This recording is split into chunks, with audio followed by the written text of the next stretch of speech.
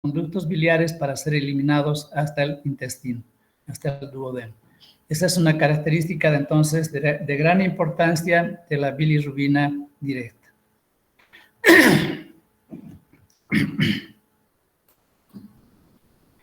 En la excreción,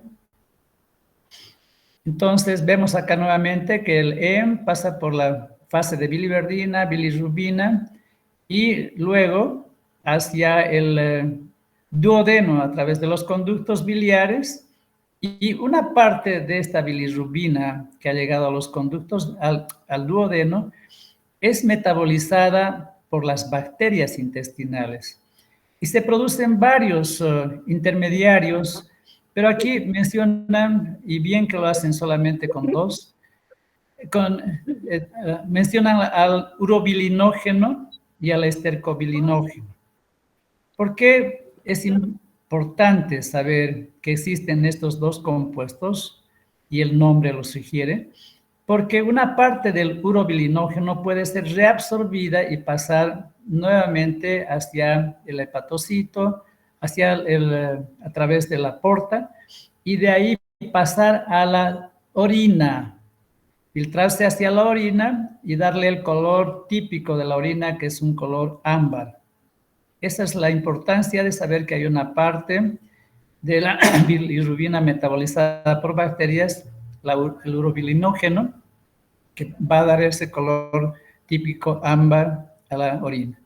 En cambio, la estercobilina, que no tiene una flecha que salga como en el caso del urobilinógeno, se queda en el conducto intestinal y va a ser el compuesto que le va a dar el color típico a las heces, un color café que varía en su intensidad debido a este pigmento.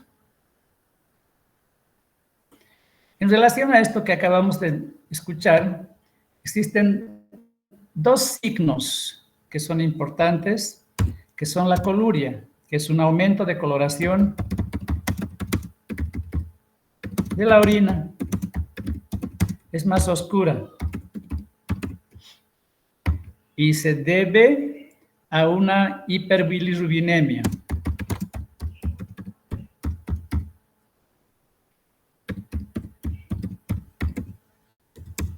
Generalmente es por algún problema a nivel hepático, como veremos al final. Y la acolia es la falta de color en las heces blanquecinas, cuyo origen básicamente es por obstrucción del árbol biliar en algún problema de litiasis biliar.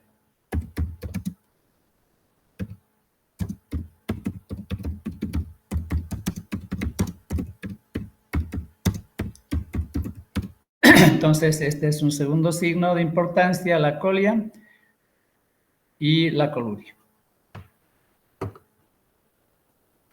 Ahora vemos acá en la imagen un niño y una persona adulta con una coloración especial que es la ictericia dentro del síndrome ictérico. A la izquierda vemos en las conjuntivas el sitio donde inicialmente se nota más y más precoz aparece esta coloración amarillo-naranja. Y a la derecha tenemos un bebé que posiblemente ha tenido la ictericia fisiológica del recién nacido, donde ya con niveles mucho más altos, no solamente son las conjuntivas, sino la piel entera que se tiñe de este amarillo-naranja. 2,4, perdón, primero indicaremos que la suma normalmente la suma de la bilirrubina indirecta, la que se produce en la sangre, más la bilirrubina directa o conjugada que se produce en el hígado, 1 miligramo más 0,2 miligramos por decilitro nos da 1,2 miligramos, el valor normal de la suma de ambos tipos de bilirrubina. En el caso de que se produzca ictericia, generalmente esta se produce cuando la bilirrubina ha llegado por encima de 2,5 miligramos por decilitro. Ténganlo en cuenta que es un dato muy importante. Tenemos acá un cuadro medio complejo donde se clasifica, esto no es complejo, es importante, el síndrome ictérico en ictericia prehepática, es decir, por fenómenos que ocurren en la sangre, la ictericia hepática por fenómenos que ocurren en el hígado y la poshepática por fenómenos de tipo obstructivo. Entonces, acá tenemos causas frecuentes, las voy a anotar más después, en un momento. La fisiopatología, leeremos, el hígado no está afectado, sino sobrecargado, pero no está muy claro esto. Y las manifestaciones clínicas, que las voy a anotar. En la hepática, pues son causas que tienen que ver con el hígado. Aquí faltan algunos datos, es una clasificación que no da mucha información, y aquí sí habla en la poshepática de cálculos biliares y cáncer de páncreas. Entonces, con este cuadro, para el que quiera analizarlo, no hay problema, nos vamos a la parte concreta, como a mí me gusta trabajar.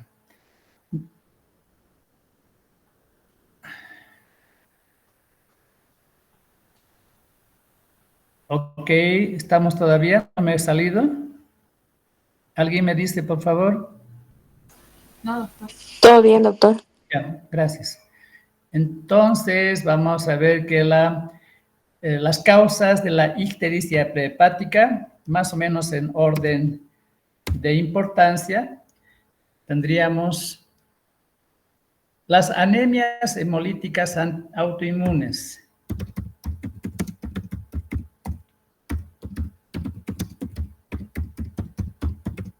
En el campo de la hematología, los hematólogos ven con mucha frecuencia estos problemas que tienen un carácter inmunológico errado, donde desencadenantes como el frío, el calor u otros eventos pueden inducir procesos en los que se activan los anticuerpos y empiezan a alisar glóbulos rojos. También es relativamente frecuente la eritroblastosis fetal,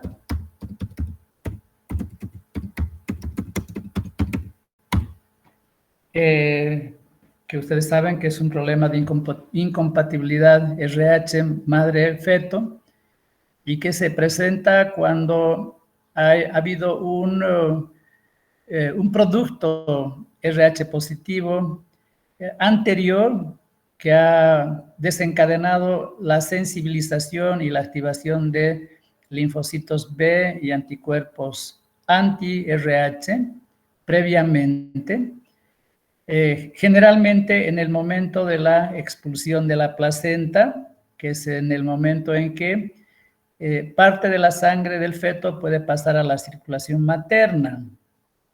Entonces, en estas circunstancias se desarrolla un proceso de sensibilización, de activación de linfocitos B y de producción de anticuerpos anti-RH. Y saben también ustedes de que si el embarazo ocurre, el segundo embarazo ocurre relativamente pronto, algunos meses, y también este segundo embarazo es RH positivo, entonces, in útero, se activarán los linfocitos de memoria, linfocitos B de memoria, por el paso a través de la placenta hacia la sangre materna de fragmentos de moléculas que van a ir a despertar a estos linfocitos B para que se produzcan anticuerpos y estos atraviesen la otra vuelta de ida y vuelta, es esto, la barrera hematoplacentaria, y vayan hasta el feto para buscar a esas moléculas de los glóbulos rojos y empezar a alisarlas. Entonces, empieza a haber una degradación de los glóbulos rojos y cuando nace el producto, nacerá más o menos anémico y con ictericia. Entonces, esto es, en resumen, un poco lo que ocurre cuando este problema se da por incompatibilidad de tipo RH. El tratamiento también vale la pena mencionarlo, aunque supongo que ustedes ya lo saben, es para la madre, para evitar que haya este problema cuando se descubre que ha habido un producto RH positivo y que ha habido sensibilización de linfocitos, es darle a la mamá anticuerpos anti-RH. ¿Para qué? Para que esos anticuerpos, como si fueran policías, entren a la circulación sanguínea y busquen, químicamente, busquen la presencia de esos glóbulos rojos fetales y lisen esos glóbulos rojos, los destruyan antes de que la madre empiece a producir sus propios anticuerpos. Por lo que este tratamiento de administrar inyecciones con ese tipo de anticuerpos debe ser lo más pronto posible, 2, 3, 4 días máximo, porque el proceso de sensibilización de la madre es un proceso relativamente largo, porque es un proceso aleatorio. Eso verán ustedes cuando vean inmunología. En cambio, al recién nacido, según sea el grado de hiperbilirrubinemia, del grado de la ictericia, si es leve, entonces se le dará, se hará tratamiento para la ictericia con fototerapia. Si es un problema grave, entonces habrá que intentar transfusiones de sangre, retirando un poco de sangre del recién nacido, de su sangre RH positivo, y administrándole sangre RH negativo, no de la mamá, porque la sangre de la madre tiene esos anticuerpos circulando, sino de un donador. Esa sangre, aunque no es la misma que tiene el feto, pero es una sangre que tiene glóbulos rojos que no tienen el antígeno RH y por lo tanto no serán lisados. Esa es la forma como se trata entonces a la eritroblastosis fetal. Otras causas menos frecuentes son el paludismo o malaria por el falciparum, que es el más letal, el más nocivo de los diferentes tipos de microorganismos que atacan en la malaria. En el caso de gente negra, la anemia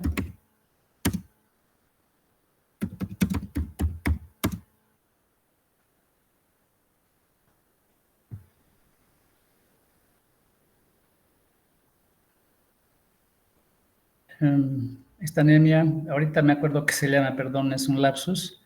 Mientras me acuerdo, vamos a la ictericia hepática.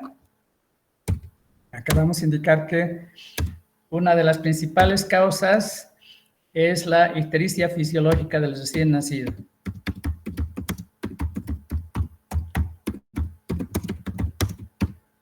Este problema es un problema de falta de madurez de las enzimas hepáticas.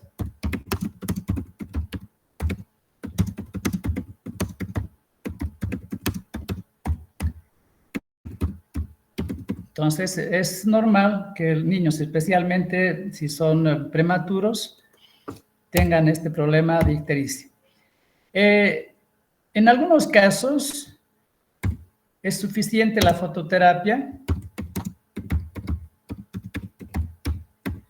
En otros casos, cuando es elevada la concentración de bilirrubina, el fenobarbital es un barbitúrico que va a estimular a las enzimas del hígado a su maduración. Estimula maduración. Aquí hay que tener cuidado, lo pongo entre paréntesis, con el kernicterus. Esto se produce cuando la hiperbilirrubinemia está por encima de 20 miligramos por decilitro. Entonces, la hiperbilirrubinemia grave se llama kernicterus porque esta bilirrubina logra atravesar la barrera hematoencefálica y producir grave daño neurológico. En esta bilirrubina, en la ictericia hepática, en el laboratorio tenemos un aumento de la bilirrubina indirecta y probablemente también de la directa.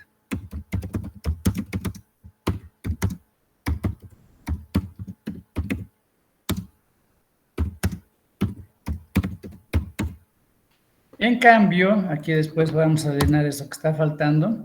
En el laboratorio de la ictericia prehepática hay un aumento claro y neto de la bilirrubina indirecta.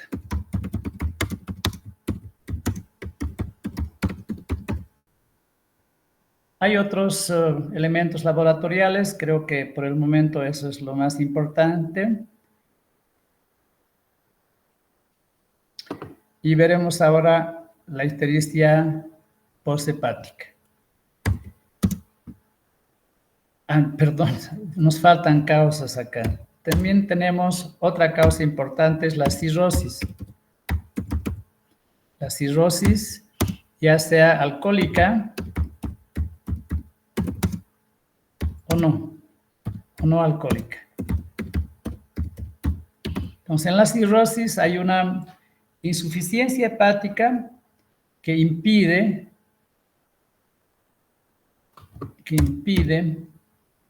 que la bilirrubina pueda ser tratada, que pueda ser glucuronizada, y por esa razón entonces aparece la hiperbilirrubinemia por cirrosis. Con mucha frecuencia, la hepatitis, principalmente la hepatitis A, que se presenta con frecuencia en los niños, también es otra causa. Otras, vamos a poner tóxicos, como por ejemplo el paracetamol, fármacos tóxicos. El paracetamol en dosis elevadas puede producir una hepatitis fulminante. Venenos.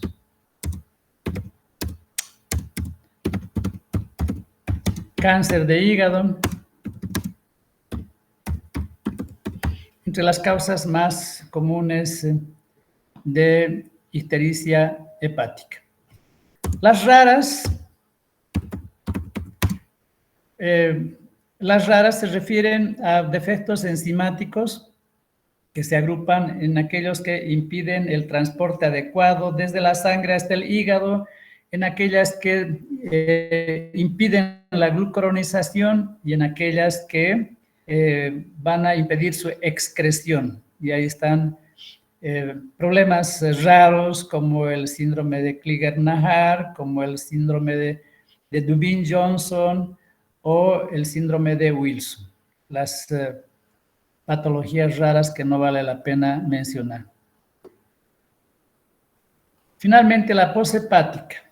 Las ictericias poshepáticas se deben a que algo como una obstrucción a nivel de los conductos biliares o a nivel de la vesícula biliar o a nivel del colédoco impiden que la bilirrubina llegue hasta el duodeno. Entonces, vamos a indicar como causas la coledocolitiasis, los cálculos a nivel biliar por colesterol o en forma mucho más rara, también por cálculos de la misma bilirrubina que se llaman cálculos pigmentarios. Otra entidad es la colecistitis. La diferencia es que a veces los cálculos, a veces la bilirrubina, perdón, no la bilirrubina, sino la bilis, como es un ácido, son ácidos, pueden inflamar vesícula y conductos biliares, colédoco, y producirse entonces un aumento de la temperatura generalmente moderado, con una leucocitosis generalmente moderada, pero como un problema inflamatorio no séptico. Cuando hay una colecistitis séptica por contaminación de alguna manera, entonces los datos de laboratorio y los signos del paciente nos van a dar una fiebre elevada más bien y una leucocitosis elevada. El cáncer de cabeza de páncreas.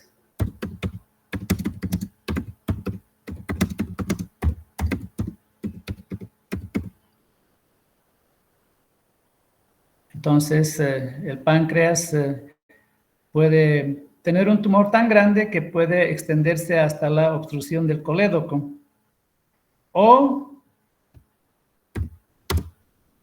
pancreatitis hemorrágica.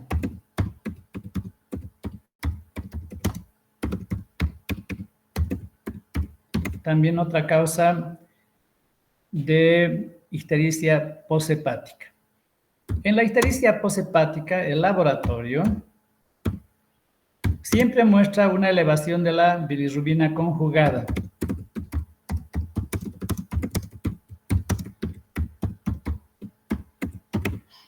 Claro, no hay problema con el hígado trabaja nomás conjugando toda la bilirrubina, pero esta va a aumentar en la sangre por el problema de la falta de eliminación hacia el duodeno. Señalaremos que acá, además, otro dato es que la bilirrubina conjugada puede dar lugar, cuando se acumula, a la coluria.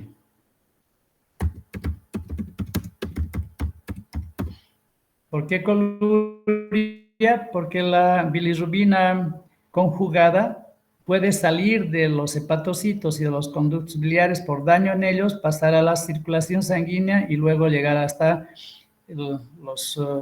hasta el riñón, atravesar glomérulos y teñir de una forma oscura a la orina. Y también aquí se produce A. coli, lo que hemos señalado.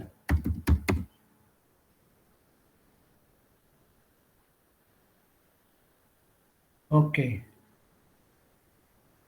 Tengo un bloqueo mental, que voy a hacer, lo reconozco acá. No me estoy acordando de algo que es muy sencillo, cotidiano para mí, que es la anemia que se produce en los negros. Si es que alguien me puede corregir para anotar acá en el cuadro. Anemia drepanocítica o falciforme. Falciforme, gracias, gracias. Gracias, muchas gracias. Me he bloqueado. Ok, muchachos, esto es todo. Entonces, estarían en clases ustedes nuevamente en la teoría el siguiente martes. A no ser que tengan alguna pregunta que con gusto voy a responder.